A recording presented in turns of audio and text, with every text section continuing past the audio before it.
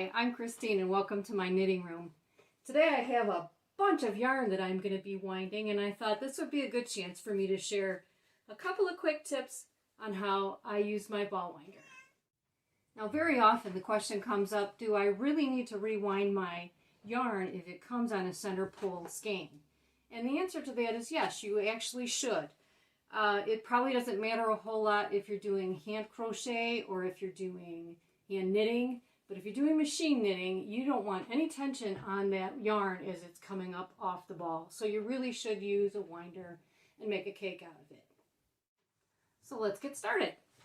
I have my center pull skein here. I'm using Lion brand Heartland. It's a nice smooth yarn. I had a package of ordinary price dots, and I have a small supply of dryer sheets. These are just unscented dryer sheets that I got at the dollar store. You can use these to help you reduce static in your yarn. So the first thing I'm going to do is take off my ball band here. I'm going to set that aside for now, and I'm going to reach in and find the center, hopefully, of the yarn. And this one came out pretty easy. A lot of times they do not, and you have a big lump of yarn, so you have to untangle that first. But what I'm going to do is I'm going to take my little price sticker here,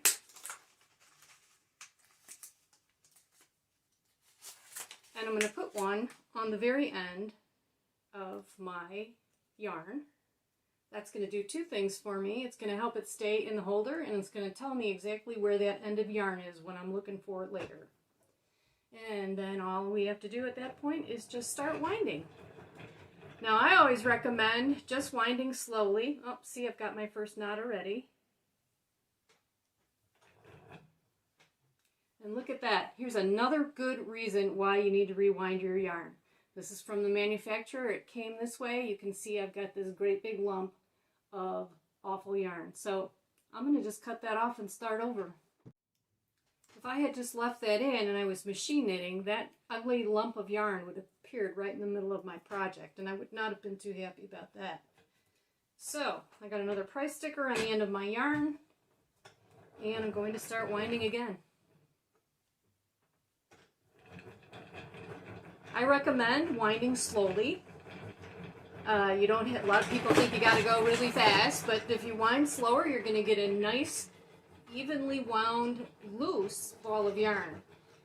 If you're using the yarn right away, that doesn't matter a whole lot. But if you're intending to put this ball into storage and it's wound very tightly, you can actually flatten the fibers. I've seen yarn in storage that has been tightly wound and in storage for a very long time, and it's actually flat like a ribbon. So you don't want that. You want to just wind nice and slow. Now I am getting a lot of static on this yarn. It's acrylic, and it's, on the plastic winder here. It's very dry at this time of year. My house is very dry to begin with. So I'm going to just take my little dryer sheet and fold it over the yarn like that, hold it in my hand, and then the yarn is actually just running through it as I'm winding. And that's going to reduce static. Static is a big problem for machine knitters, so hopefully it will help with that too.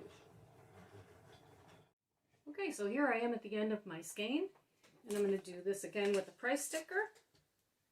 I'm going to put it on the end of my end of yarn here. Take this off, and I'm going to tuck it in under the thread, under the wound yarn, and I will always be able to see where that end of that yarn is. So if I'm going to do machine knitting, I'm going to be doing from the outside. I'll be able to find that end. If I'm doing handwork, I can pull it out of the middle if I prefer. And then there's one more little trick I like to do, and that is to take my ball band, roll it up. So I don't want to come across this ball in my yarn closet in a few months and go, what the heck yarn was that? I'm going to take this ball band, put it at the top of my yarn winder here, and when I pop up my cake of yarn, it's going to be right inside, and I have a nice, loose, squishy ball now. Ta-da!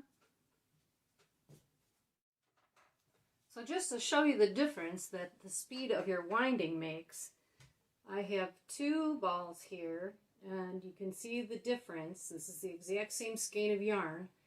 This one is nice and fluffy and loose, and this one is rather compact.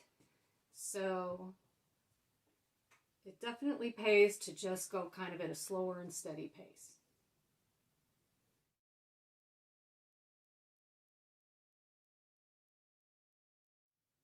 Now you might be wondering, what am I going to do with all of this yarn that I'm winding today? Well, you're going to have to stay tuned. I'm working on that video next. I got a fun new project to share with you. So be sure to like and subscribe and hit that notification bell. Thanks for visiting today.